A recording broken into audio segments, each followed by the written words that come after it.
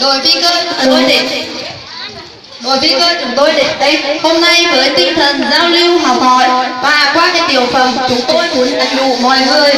tức là khi tham gia an toàn giao thông chúng ta phải có đầy đủ các phương tiện và đầy đủ phương tiện giao thông.